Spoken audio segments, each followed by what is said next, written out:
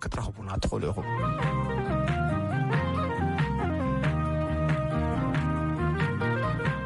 سلام تانا بصحكم كبرات نلومي اسران كلتن كمبون صباح اسران سلستن مسكرم كلتشحن 14 ويكع كلتن سلستن تقمتي كلتشحن اسران حدن زترالو فولي مدب حزنا لكم قربنا لنا نلومن صباحن بتخاتال نقرب لكم بريزيدنت امريكا جو بايدن اب تግራይ ኢትዮጵያ በሰንክ ዝተኻየደን ይካየድ ዘሎን ኩናት ዝሓለፈ ቅንያት ፕሬዝዳንታዊ ትእዛዝ ምፍራሞም ዝምልከት መብርሂን ክንረክብ ክልተ ክኢላታት ሕጊ ዓዲብና ኣለና በዓል ሞያ ሕጊ አቶ ኢሳያስ ሃይለማርያም ካብ ካሊፎርኒያ በዓለም ለኸ ሕጊ ስፔሻላይዝ ዝገበረ አቶ ሙሉ በየነ ድማ ካብ ዩኒቨርሲቲ ኦስሎ ብሕጊ ካልኣይ ዲግሪ ዝሓዘ እዩ ኣብ ዘዋንዚ ድማ ኣብ ኖርዌይ ብሕጊ ናይ ዶክተሬት ዲግሪ ኣብ ምክትታል ይርከብ قدم قبل اب يونيفرسيتي مقاله كبل حقي ممهر كوينو اغلغليو غبر مدينيو ازراريبو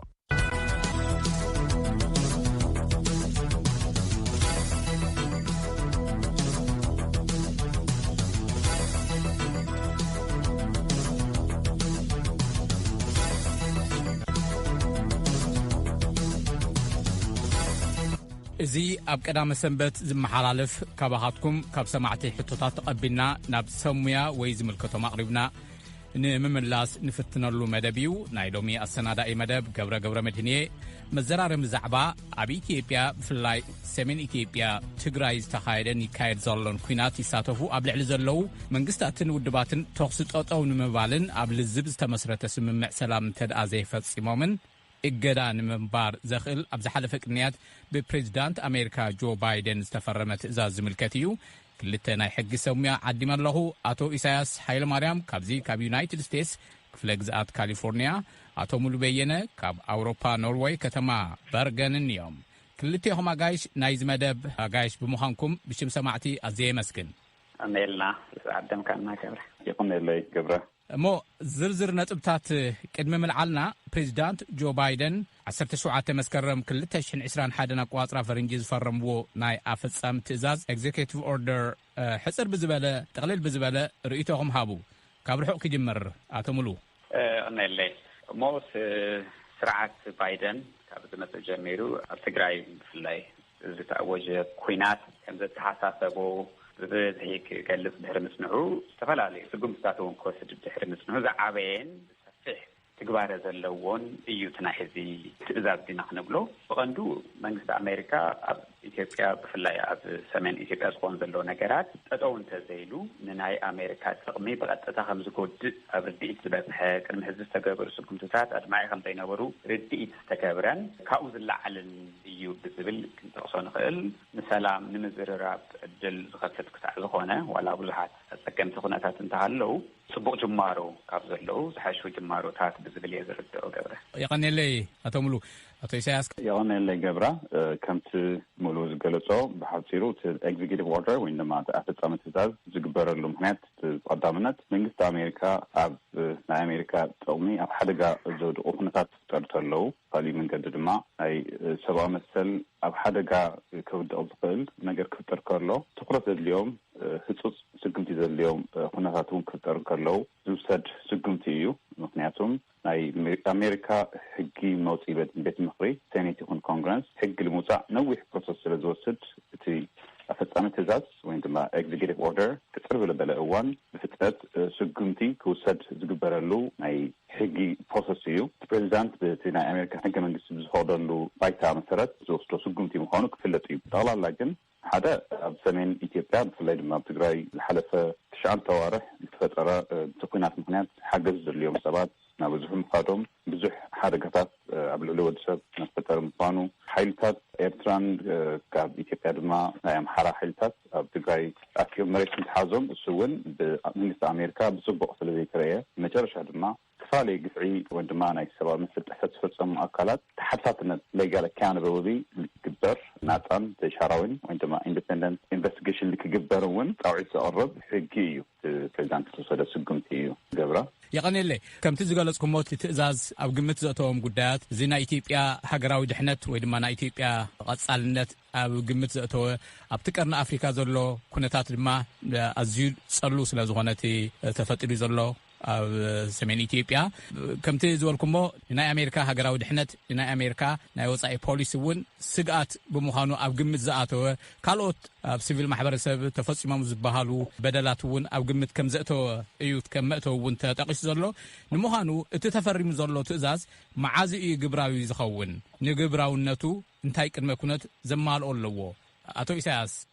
يعني اللي قبل يو ذات فتامنت كمت كلنا ت executive order بقطتها ناي حقه فتامنت بقطتها يبلون of course مع ذيك فتام قلت زخانه بجماعه النجار توها بنجار يلا لكن تحقيقه افتام تزاز executive order توسن كارلوغان أما هناك تأمي تملو تايزبل أب تجايز قبضلو خوينات تقول كبل بمزرابن قلتيهم قفقونت ذلو حيلتات بمزراب أجمل فتحوه نقبي نتوم تبطنيت زعيز الشباب زي أدم هناك فقط تالكبتح وعندما تناي aid blockade كوجت حالة نجارات بالنجاراتون كفت سمو توسنة ثلاثة سمو كون قليل من معبعث سمو كون قليل أو رحين تبيني زبل لذي تقام قا فقطتها تذكر ده 4 سمو قابي تهابي مسل الحر طبعا أنا زبالو أما هناك كوينات تطول كبل حاجز الدبليو إزبل كبتح مقبار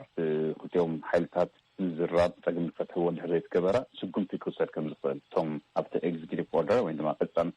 تجلسوا نجارات لا تكبر الناس كنزو علو يزبل يجلس إذا بتغلى الله يزيد بهالجزء تجمع تزيد النجار يلا لكن تغلى الله كبت قانقا كلالتا توسنا سمونات وشتي توزح 4 سمون خاري كلتم كم زخليو أتوملو أبا وسيكا زي تزاز أبجبر كوعل كله نماني علامة جبر صفحاته معركة دايو تزن برجدا زي ملكوتو عود اللوديو ريتوها تأفتنا من جمارة حسرت في الإساس كم زبلو حدا حقيت executive orders بحال كالي حقا ومسرح حيات الليون تحر حزي سلزبو من سكت يخلقها أب سرحوا إلي يخاطب له جن كسام كأ أب العلمان انت عينت سكمتي وسر زبل أو حق مسرح تجيرز كبر وستانا جزية خمسة وهاو تورسون سبع سلطان اهتمام حدار أبزهو مجلسي امبارح تحجي كوز بالعين ركبن صوت سنة جزء كم زوهاب جليسهم بمسارة الجبر تخوينات كأسأل الناس تحدا حالي ونام مزرراب سلام مزرراب مفتاح اللبات محاب دلونا تزي هاللين حاجز نخيئاتو زنبارة أنا قافن تقصيلون يجوز مثل بقندو نفتي سبات مسيام سكم تسعة مفاد خيّدلو كم دلنا هنوصلون خلينا خاو تسفحات انت مسيحات عم تفتحت خالي كنايب حقين من يوم اندهريلنا نبر 4 خفيلنا اليوم نخونتهم زمع بزيكور دلهم تخيل كنبروا لهم سوال سبات مجمرة after أنكت هذا section هذا اللي زون بتوت executive order زوم صعبو سرحتي فزمو ويتهاتفو بأتتها يكون بتزاواري أبزيهم ستهاتفه زكون أكل والكسب ويكأتكال إلو يقمت مو بتعامل بزحات زرزرات تكبارات يقمت الذي أبزي ستهاتفو كلهم لذي ناي إثيوبيا سلام كأسفل النت مرقق مهواخ الخيئاتو نابز ملكتو خيئاتو حاجز مرباش أبسلاميان سبات قسعي سيريس هنا كربيك جهسات مكيات نابزر الربن خيئات عنكفات مقان زيهم أبزيهم تساتفو قالتون اللوهم ومولهم أبزي معقف واشتقاء تخلو يبل نركب فقلت لقاء بزعبا تساتفو نركب نقاب النت أفتي كايبزو اللوجي أفتي فقط اللوجي أو تساتف تسوقون كلهم فقط تايتو ياتهم نايت معقب أكل كون اليوم زبل نركب كان قلت لنا وين حالة تخان بينه حلفتي ناينوم حلفت زبل أبدي بقلتي قميت إنه رخبو ناي تصريحهم بقلت ناي تقمتوا أكلات حلفتي فيها مولنا أبنت ناي منجستي إثيوبيا ناي تجراي ناي محارة ناي إرترا ناي زيهم حلاف وين كامر كابنا أبنت كاب موداتا تكمتنا عمي مالتي الذي حلاف وين كامر كاب بينو أبزي معقب يتوقع ناي تكوينات كتاتافون كمو كوت اللي بزبالة أب تكالاتون تجليد الرهو نابنت يعتوم ناي منجست تكالات خون كل يوم منجست أو تكالات لازم نايتبيا منجستي منسترات قبض هذا له ايجنسي تقولهم بخلي يقلص في منجست الناس يقلص لهم مسرحات كلهم ناي كاب تبيله في يقلصون ناي تجراي ناي محارة ناي إرتراون كمو ካልኦት ቢዝነሳት ወናብነት ንትርፍ ዝቆሙ ትካላት አውዚ ክሳዕ ተሳተፉ ኣብቶም ተቀመጡ ተግባራት ክሳብ ተሳተፉ ኣብቲ ተግባር ኣብቲ ማዕቀብ ይኣቱ ካብኡ ሓሊፉ እውን ኣክቹሊ ማሕበራት ማለት ንኣብነት መራኸብቲ ሓፋሽ ክኾና ከላ ዋላ ቤተክርስትያናት ዋላ ቤተ እምነታት እቶም ዝተኸልከሉ ነገራት እቲ ኩናት ንክቅፅል ብዝተፈላለየ መንገዲ ዝሓገዘ ኩሉ እዩ ዳርጋ ዘጠቃልል ኢልካ ኢኻ ክትሓስቦ ብጣዕሚ ሰፊሕ እዩ ናይ ተግባር መጠኑ ብሓፂሩ ኢሳያስ ኣብዚ ሙሉ ዘይጠቐሶም ነጥብታት ትውስኾ እንተሃልዩካ ያው ናይ ለገብረ ንመንዮም ዓይነት ትካላት ዝብል ብዙሕ ክደግሞ ይደልን ጠቅላላ ሕጊ ዝገልጹ ዘሎ ሓደ ብግልፂ ናይ ኢትዮጵያ መንግስቲ ኢሉ ይገልጽ ኣሎ ናይ ኤርትራ መንግስቲ ናይ ኣምሓራ ክልል መንግስቲ ብተወሰነ መልክዕ ድማ TPLF ኢሉ ዝገልጹ ነገር ኣሎ እሱ ላብ ድሓር ክመፀሉ እየ እንታይ ማለት ምኳኑ ልምንታይ ምኳኑ እንደን ውልቀ ሰባት ኢንዲቪዥዋል ዝብል ነገር እውን ኣሎ ትካላት እውን ዝብል ነገር ኣሎ ኢንስቲትዩሽንስ ማለት እዩ እዚኦም እዮም ጠቅላላ እንድሕር ቶም ቅድመ ኩነታት ዘይተፈፀሙ ትግምቲ ክወስድ ኢሉ ዝገልጽም ዘሎ ሓደ ነገር ብዝርዝር ዝኾነ መብሪ ዘድልዮ ነገር ኣሎ ብጠቅላላ ግን እዚኦም እዩ ከም ታርጌት ገይሩ ዘቕመጦም ማለት እዩ ጠቅላላ ስኮፕ ወይ ድማ ስፍሓቱ ብዙሕ መልክዕ ምርኣይ ይከኣል እዩ ጠቅላላ ኤግዚኪዩቲቭ ኦርደር ዝነኽዮም ነገራት እንታይ እዮም ብምንታይ ምክንያት እዩ ዝብል ስኮፕ እውን ምርኣይ ይከኣል እዩ ምስ ተሓይዝና ማለት እዩ እንድሕር ፈቒድካለይ ሓደ 5 ነገራት ኣለዉ ጠቅላላ ስኮፕ ብዲፕሎማሲያዊ መዳይ ክረኣይ ይከኣል ቁጠባዊ ወይ ኢኮኖሚክ ወታደራዊ ናይ ፐብሊክ ፖሊሲ ደረጃ እውን ብመጨረሻ ድማ ብናይ ሕጊ ናይ ሞራልን ዝትንክፉ ነገራት እውን 5 ነገራት እዮም ብኦም ገይሩ እዩ እቲ ስጉምቲ ናይ ኤግዚኪዩቲቭ ኦርደር ክውሰድ ዝተሓሰበ ወይ ድማ ብቐጥታ ክነኽዮም ዝኽእል ማለት እዩ ካብቶም መጀመርያ እንድሕር ጀሚርና ዲፕሎማሲያዊ መንገዲ ቅድሚ ኸዚ እውን ቅድሚ ዚ ኤግዚኪዩቲቭ ኦርደር ወይ ናይ ጉዕዞ ዕገዳ ወይ ትራቨል ባን ክግበር ከም ዝኽእል ቅድሚ ዚ ስጉምቲ እውን ናይ ሴኔት ቢል 97 ዝበሃል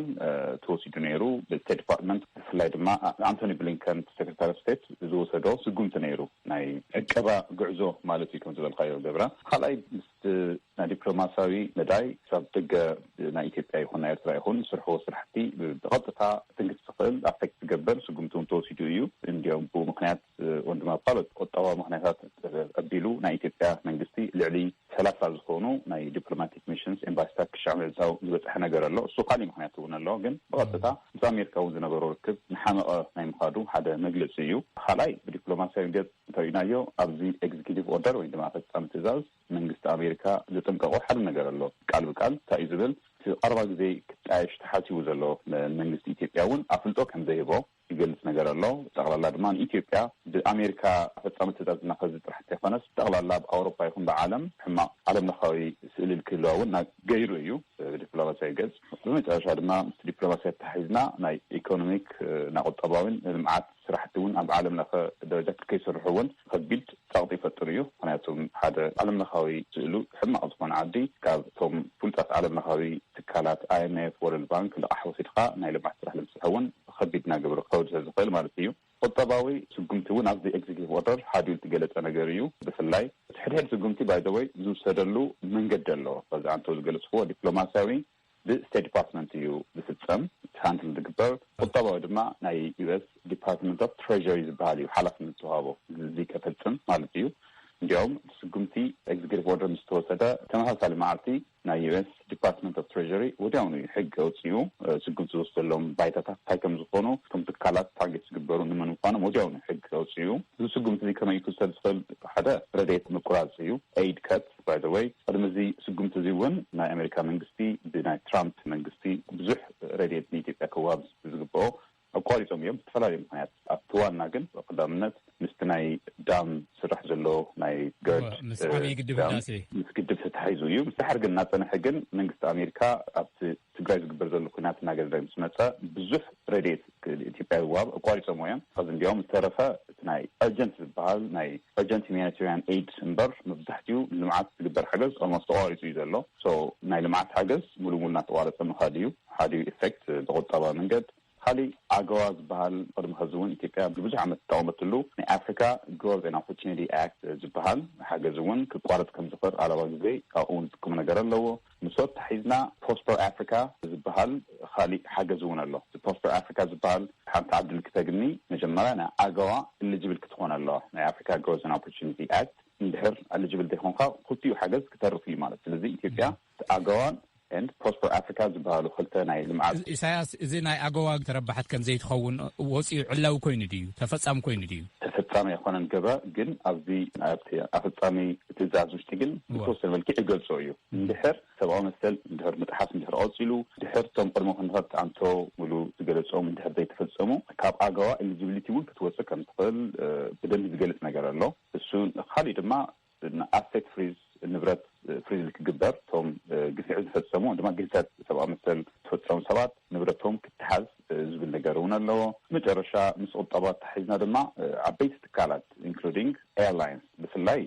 ኢትዮጵያን ኤርላይንስ ወይ ገለይሉ ባይመጦን ግን ብጠቕላላ ካብ ካልኦት ዓድታት እውን ተመክሮ ከም ንሪኦ ንኣብነት ኣሜሪካ ኤግዚኪቲቭ ኦርደር ከም ዝዓለ ተመሳሳሊ ኣፈጻሚ ትእዛዝ ትወስድ ከላ ቅድሚ ሕዚ ኣብ ኢራን ኣብ ቬንዙዌላን ተመሳሳሊ ነገር ገይራ ትፈልጥ እያ ኣሽዒቱ ታይም ገይሮም እቶም ኤርላይንስ እዮም መጀመርያ ታርጌት ገይሮም ስለዚ ኢትዮጵያ እውን ካብቲ ናይ ቁጠባዊ ናይ ኢትዮጵያ ኢኮኖሚ ትዋና ዝበሃል ብዙሕ ትርፊ ዝግነየሉ ናይ ኢትዮጵያ ኤርላይንስ ምዃኑ ይፍለጥ እዩ ስለዚ እንድሕር ናይ ኢትዮጵያ መንግስትን ካልኦት ሓይልታትን ቅድሚ ኩነታት እንድሕር ዘይፈጸምዎ ከም ኢትዮጵያ ኤርላይንስ ዓይነት ትካላት ኣብ ሓደጋ ክወጥኡ ከም ዝኽእሉ እውን ጥራሕ ኣይኮነን ናይ ኣሜሪካ እቶም ዓበይቲ ናይ ኤርላይንስ ካምፓኒታት ንኣብነት ቦይንግ ትእዛዝ ይወሃቦም እዩ ፕሌን ጀት ከይሸጡ ኢቨን ሜንቴናንስ ጥራሕ ከይሰርሑ ይበፅሕ እዩ እሱ ኢኻ ምእጋድ ጥራሕ ፍላይት ምእጋድ ጥራሕ ኣይኮነን ክሻዕ ኣብኡ ዝበፅሕ ነገር ኣሎ ኣብ ኢራን ገይሮሞ እዮም ስለዚ ቁጠባዊ እዚ እዩ ምናልባት እንድሕር ተሪኻለይ ወታደራዊን ፐብሊክ ፖሊሲን ብሕግን ዘለዎ ኢምፕሊኬሽን እውን ከውፅእ ዝኽእል እየ ከይነውሐና ምናልባሽ ኣሕፅር ኣቢልካ ኣጠቃልላ እሞ ናብ ሙሉእ ክምለስ ምእንታ ኣሕፅር ኣቢልካ ጽቡቅ I think in terms of scope ተረፈ ወታደራዊ እዩ ኣብቲ ኤግዚኪቲቭ ኦርደር ወይ ድማ ፈጻሚ ትእዛዝ ዝገለጸ ሓደ እዩ ወታደራዊ እዩ ለዚ ድማ ናይ ኣሜሪካ ወታደራዊ ቴክኖሎጂ ልከይትጥቀም ናይ ወታደራዊ ምትሕባር ሓገዝ ልከይግበር ዝገብር ትእዛዝ እውን ስፔሲፊክ ኣለዎ እሱ ዝፍጸመሉ ካሊእ ሕጊ ኣሎ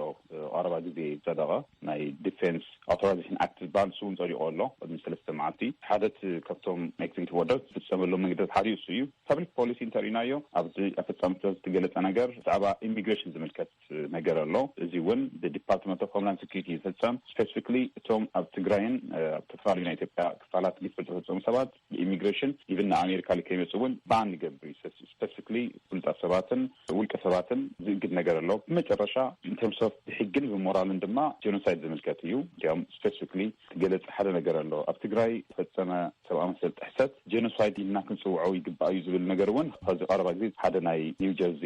ኮንግረስማን ዘቕረቦ ሕጊ ኣሎ ምስ ኤግዚኪቲቭ ኦርደር ዝተሓዘ ማለት እዩ እንታይ እዩ ዝብል ጄኖሳይድ ድዩ ተፈጺሙ ኣይኮነን ዝብል እዚ ንክጸድቕ ኣብ ቤት ምክሪ ቀሪቡ ንክጸድቕ ቅድሚኡ ግን ያው ስቴት ዲፓርትመንት እዩ ናይ መጨረሻ ኣልቲሜት ሴይ ዘለዎ ክውስድ ዝኽእል እሱ እውን ቀሪቡ ኣሎ ጄኖሳይድ ክበሃል ኣለዎ ዝብል ሕቶ ማለት እዩ ሜቢ ኣብዚ ናይ መጨረሻ ተሒዘ ክልዖ ዝብል ነገር ኣብ ኣርሜንያ ዝተፈጸመ ግፍዒ ጄኖሳይድ ኢልካ ንምፅዋዕ 106 ዓመት ይወሲዱ ስለዚ ብዙሕ ቃልሲ ገይሩ ብዙሕ ፖለቲካዊ ዝኾነ ክትዕ ነይሩ ኣሜሪካ ከምኡ ኢልካ ንምፅዋዕ ድሕሪ 106 ዓመት ንመጀመርያ ግዜ ባይደን እዩ ናይ ኣርሜንያን ጄኖሳይድ እዩ ዝፅዋዕ እሱ እዩ ስለዚ ናይ ትግራይ ጄኖሳይድ ክበሃል ኣለዎ ዶ ዝብል ክትዕ ተጀሚሩ ኣሎ ሓፂን እዚ ውሽጢ እዚ እውን ምስ ኤግዚኪቲቭ ኦርደር ተታሒዙ ዝመፅእ ሓደ ነገር እዩ ገብረ ይቕርናየልና እዚ ካብ ዋሽንግተን ዲሲ ዝፍኖ ናይ ቀዳምን ሰንበትን መልሲ ንሕቶታትኩም መደብ እዩ መዘራረቢ ጉዳይ ናይ ኣሜሪካ ፕሬዚደንት ጆ ባይደን ኣብ ኢትዮጵያ ትግራይ ይካየድ ዘሎ ግጭት ጠጠው ክብል ዝፈረምዎ ፕሬዚደንታዊ ትእዛዝ ምስኪላታት ሕጊ ኣቶ ኢሳያስ ሃይለማርያምን ሙሉ በየነን ዝካየድ ዘሎ ቃለ ምልልስ እዩ ክቅጽል እዩ ይቐንሄለይ ኣቶ ኢሳያስ ብርግጽ እቲ ተፈጺሞም ዝበሃሉ ግፍዕታት አትሮሲቲስ ካብ ትግራይ ወፃኢ እውን ኣብ ክልል ኣምሓራ ኣብ ክልል ዓፋር እውን ከም ዘሎ ክጻረይ ከም ዘለዎ እዩ ሙሉ እገዳ ዘይምልከቱ ዓውዲ እንታይ እዩ ማለት ብዝርዝር ቶም እገዳ ዝምልከቶም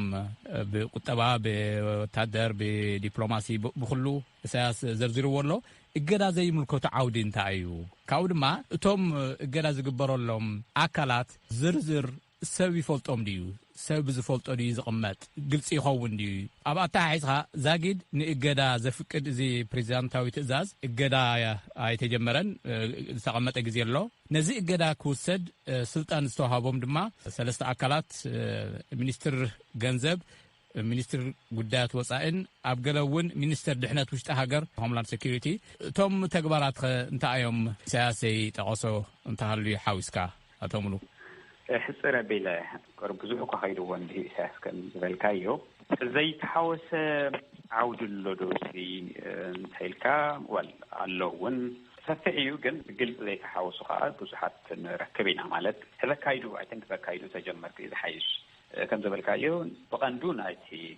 جنزب منستر يتسلطان توحي وزلو فلذا قد طالع سرح الخون كافتوم تزرزيرهم زلو كافتوم eligible كونو زخولو نفس مع الأبدها أسو زخولي سبات وي كالات نمرات يزخون نعم جمع سرح زي بدأ عم سفيح زخونا مثل discretion يتوحي وزلو نتي زمرت بيت عيو مالتي لذا نتي علامة خساخة يخيليو زبالو ايو كمر تصبيت نقور له هذا كله زي تتقصو تقبارات زفز مساب وي أكال بز مسرح حلف مالتا يكونن ولا نفس تقبارة تزئتو عنده نتوم علامات كأني وقت أتوكل كينات أتوكل حاجز زوج سب قيموته كأتو الذي سوء انكفات زغونو زلو سبات ويكا نزر الربكا كندي كم ملع الحساب تحيزا زلا تي كوينات نقصالو بكلو غودا ايو سلازي نام زراب تاتول لكم هذي كوينو زيام كنو استدينا الذي ابز انكفات نزغونو يقدمي تسريعهم معقب كبر لهم زغيو سبات سلازي بقندو افتنايتم بيت ايوتات الرأية جنزابة أسسمنتيو بزح نجار كدرخ قصدوهم زخولو نجاراتو ونكن تزرزيرو ميو ab section 2 كلاواي section نيتهجي كاب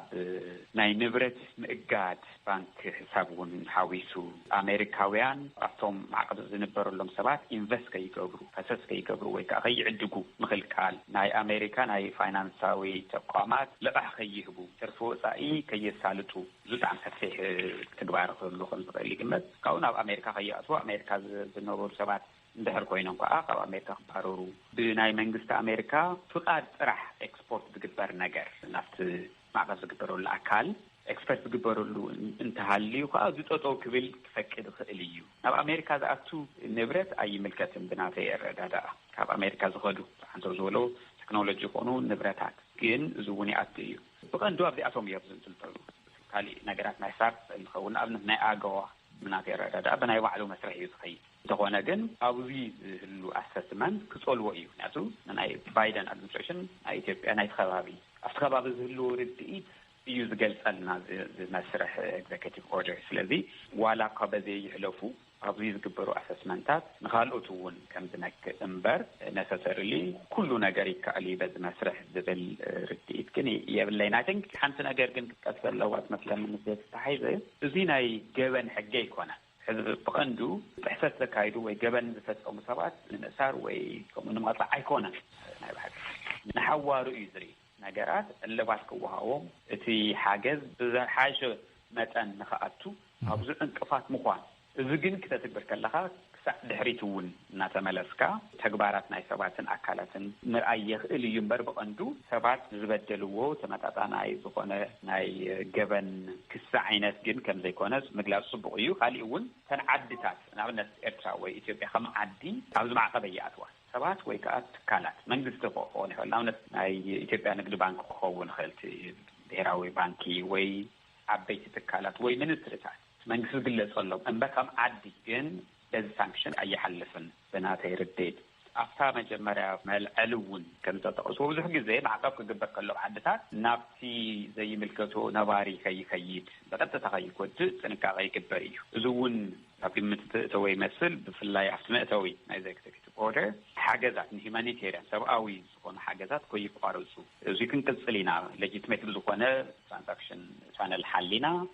برجعت هذه نابلنا أكلات بيلنا خمس قصلو زي كاتت كان زي فعل إثاثون كان دولو زي executive order مسوسة بقتها كاوزي وسأزقونو تكالاتن نجاراتن زي بالليست وسينيرو استشعر معلتي مثلا نزقون حاديو معلتي برد زي حقتاتي كان أخوات تثبيت نكبر زي مثلا نزقون أو نريو بجلسي نسبة أو حاجة تبعي لهم زهور النجارات أبز معرف كحالفو خد بيقول لهم سلازي زي بجلسي exclude كابس تجبرو أبز كياتو كابس تجبرو وأنا جلسيو كابو توم تكالاتن سباتن سهزبو فلت أمديو زبل جناين فلسن ناي بحكي ناي كالوتو مكروتات أبجليو بجلسي تطريسهم بفلاي أوفيشالات عبيتي فلتو خوان خلو بجلسي جلسي نرخبو إذا جن جنافتي زوسدو measures akaidou nisa hasabu alama yadma'alna do khazbil zibget yizmatlan nayza fatat ma won bergana hamri'ina kamtu zolko gun anto abli' limani yusad zibil hatsafhi bid'ami ማለት ሚሊዮናት ሰባት kan hasab nakhalina ኢትዮጵያውያን ወይ ኤርትራውያን ወይ ተጋሩ ጥራሕ ዘይኮን ካውአቶም ወጻው እዚ ኩናት ክቅጽል ሓጋዝ ዝኾነ ናይ ካሊ ዓዲ ነንትርፍ ዝቆማ አካል ኮን ኸሊና ብነ ዛው ሚሊዮናት ፖቴንሻሊ ኢና ንዛረረ ዘለና ግን ዲስክሬሽን ይዝህቦ መሪቶም ቶም ሰባት ወይ ተካላት ክምረጹ እዮም ማለት እዩ ቶም ዝውሰዱ ተግባራቱ ማዕቀባቱ ብዙሓት እንዲዮም አንተም ተገልጸ አየናይ ተወሰድና እዩ ዘድምዕ ዝብል በቶም ቤትዕየታት ይሁሳ ስለዚህ ምዚ አሜሪካ ክትሪኦ ካለኻ ዝርዝር ህዝቢ ግልጽ ኮን ዲዩ አይኮን እንዝብልውን ቆረብ በዚ ዝሐልፍ ይመስለን ግን አሜሪካ ብፍላይ አክሰስ ኢንፎርሜሽን ዝባሃል መስርሕ ስለዘሎ ናይ መንግስት ውሳነታት ህዝብ ፈልጦም ቤት ፍርዲ ወነብል ካዝርከበሉ ድል ክህሉ መንግስት በቀጥታ ድሕዳ ሊስት ገይርዎ ስለዝናው ዝቀረበ ይመስላል ናብታ ተቀጽል ሓደ ሰማዒ ዝለኣኸልና ሕቶ እዚ አዋጅ ማግኔትስኪ ተደጋጋሚ ይጥቀሰሎሞ እንታይ ምዃኑ ተኸታተልትና ዝሰፍሐ ርድኢቱውን መታንከልዎ ብዛዕቡ እንተብሩህልና ክሳብ ሕዚ በዛ አዋጅ እገዳ ዝተነብረሎም አካላት በወግዕ ዝፍለጥ እንተልዩውን ኢሳያስ አብዛያሩ ይተዋበላ ያው ነለ ገብራ ስምዓንሎ ሞ ናፍታናይ ግሎባል ማግነስቲ ሕቶ ቅድም እንታይ ሓንቲ ትልተን ከብርሃት ዝልኮ ነገር አላ ካብትና አድም ቅድም ሕዚ ተሕቶ ማለት እዩ ትሊት ከመይ ክወጽ ዝብል ሙሉ ብተወሰነ መልክዕ ገሊጽዎ እዩ አረባ ግዜ ና ፍሪደም ኦፍ ኢንፎርሜሽን አክት ዝባሃል FOIA ሪኩዌስት ገይሩ ኦፊሻሊ ዝኾነ ትካል ቶም ግድ ዝገበረሎም ሰባት ዝርዝር ሰብስልጣናት ይኹን ትካላትን ውልቀ ሰባትን ልክወጽ ሕቶ ቀሪቡ እዩ ና አሜሪካ መንግስቲ ስለዚ ዝርዝር ክወጽ ከም ዝኽእል አረባ ግዜ ተጽቢት ይግበር ማለት እዩ እዚ ሓደ ነጥቢ ከብረው ዘሎ ኾዚ خلای ናይ ዝውሰድ ዘሎ ስጉምቲ ንኻልኦት ሰባት እውን ሰላማውያን ሰባት ወይ ድማ ነገር ዘይምልከቶም ከመይ ይኻዩ So ናይ ግሎባል ማግነስቲ ዝምልከት ወቅታ ካቱ ከምት ትገለጸ ናይ ግሎባል ማግነስቲ አክት ዝባሃል ስጉምቲ እውን ኣብ ፕሮሰስ ዘሎ ነገር ኣሎ ታሪኻዊ ማጽኡን ታዩ ኢምፕሊኬሽንስ ኸዚ ኢትዮጵያ ዝግበር ዘሎ ኩናት ዝብል ሕጥረ ቢል ገልጾ እዩ መጀመሪያ ናይ ግሎባል ማግነስቲ አክት ማለት ናይ ራሻ ሞልዶቫ ሰርጊ ማግነስቲ ሩል ኦፍ ሎው ኤንድ አካውንታቢሊቲ አክት ዝባሃል ብ2012 ብፕሬዚዳንት ኦባማ ተፈረመ ሕጊ እዩ ታሪኻዊ ማጽኡ ኣብ ራሻ ዝርከብ ናይ ታክስ ሎየር ነይሩ ምስ ኮራፕሽን ምስ ሙስና ዝተሓዘ ኦዲት ዝገብር ኢንቨስቲጌት ዝገብር ሎየር ነይሩ እቲ ሎየር ናይ ራሻ ኦሊጋርክ ዝኾኑ እቲ ሙስና ዝምልከቶም ሰባት ኣብ ቤት ማእሰርቲ እንተሎ ተቐተለ ሰብ እዩ እቲ ማግነሲ ዝበሃል ሰብ ማለት እዩ ድሕሪኡ ያው ፕሬዚዳንት ኦባማ 2012 ተፈረሙ ሕጊ እዩ እቲ ሕጊ እንታይ እዩ ዝገብር ዝብል ዝርዝር ክናት እዩ ንኸይና ሓደ ኣብ ልዕሊ ሰብኣዊ መሰል ከቢድ ግፍዒ ዝፈጸሙ ሰባት ትካላት ምስ ኮራፕሽን ምስ ሙስና ዝተሓዘውን ዝሕተቱ ሰባት ዝሕመዩ ሰባት ተሓታትሊ ክኾኑ ዝገብር ዓለም ለኻዊ ሕጊ እዩ ናይ ኣሜሪካ ሕጊ እዩ እዚ ሕጊ እዚ ቅድሚ እዚ ኤግዚኪቲቭ ኦርደር ናይ ሴኔት ቢል 1183 ዝበሃል ናይ ኮንግሬሽናል ሪዞሉሽን ኣብኡ ተጠቂሱ ነይሩ ብፍላይ ኣብ ኢትዮጵያ ዝግበር ዘሎ ኩናት እንተጠጠው ዘይበለ እዚ ስጉምቲ ክንወስድ ኢና ዝብል ቶም ዓንቶል ዝገለጹ ስጉምትታት ማለት እዩ ዝርዝር ዝገለጸ ሕጊ ነይሩ እቲ ናይ ሃውስ ሪዞሉሽን ያው ኣይወፀን ምክንያቱም 2020 ቅድሚ ምጽዳቁ ያው ኤክስፓየርስ ዝገበረ ከዚ ንዑ ዝትክእ ካሊእ ናይ ሃውስ ቢል 445 ዝበሃል ኣብ ፕሮሰስ ኣሎ ኣብቲ ክወፅእ ዝኢሉ ዘሎ ናይ ሴኔት ሪዞሉሽን እቲ ናይ ግሎባል ማግነስቲ አክት ተጠቂሱ እዩ እንድሕር ኩናት ጠጠው እንድሕር ዘይበለ እቶም ቅድመ ኩነታት ወይ ድማ ኮንዲሽንስ እንድሕር ዘይተማልኡ እቲ ናይ ግሎባል ማግነስቲ አክት ስጉምቲ ክውሰድ ከም ዝኽእል ይገልጹ እዩ ካብቶም ዋና ስጉምቲ ዝገበሩ ነገራት ሓደ እዩ ሕተት ሰብኣዊ መሰል ዝገበሩ ኣብ ምስ ኮራፕሽን ዝተዓዘ ነገር ወይ ድማ ሩል ኦፍ ሎው ናይ ሕጊ ሉዓላውነት ልዕልናን ናይ መረፃ ክግበር ከሎ ዲሞክራሲያዊ ዝኾነ መረፃ ንከይግበር እንቅፋት ዝፈጥሩ ትካላትን ሰባትን በዚ ሕጊ እዚ ተሓታቲ ክኾኑ ዝብል ሕጊ እዩ ብጣዕሚ ሲሪየስ እዩ ንብረት ምውራስ ምስ ኣሜሪካ ዝግበር ዝኾነ ቁጠባዊ ርክብን ንግድን ናይ ኢኮኖሚ ሓገዝ ኩሉ ነገር ከቋርጥ ዝኽእል ብጣዕሚ ሲሪየስ ዝኾነ ሕጊ እዩ እሱ እውን ብተወሰነ መልክዕ ምስ ኤግዚኪቲቭ ኦርደር ተጠቂሱ እዩ ናይ ግሎባል ማግነስቲ አክት እውን ክጥቀምሉ ከም ዝኽእሉ ሶፋር ክሻዕ ሕዚ ግን ትገበረ ነገር የለን ያው ብሕጊ ደረጃ ግን ወፂኡ ኣሎ ወይ ድማ ክጥቀምሉ ከም ዝኽእሉ ሓድዩ መንገዲ እሱ እዩ ናይ ግሎባል ማግነስቲ አክት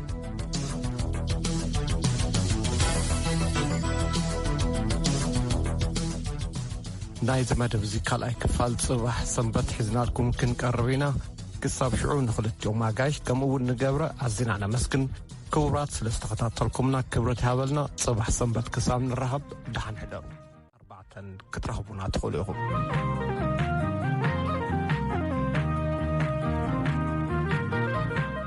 ሰላምታና ብጻሕኩም ክቡራት ንሎሚ 22 ከምውን ጽባሕ 23 መስከረም 2014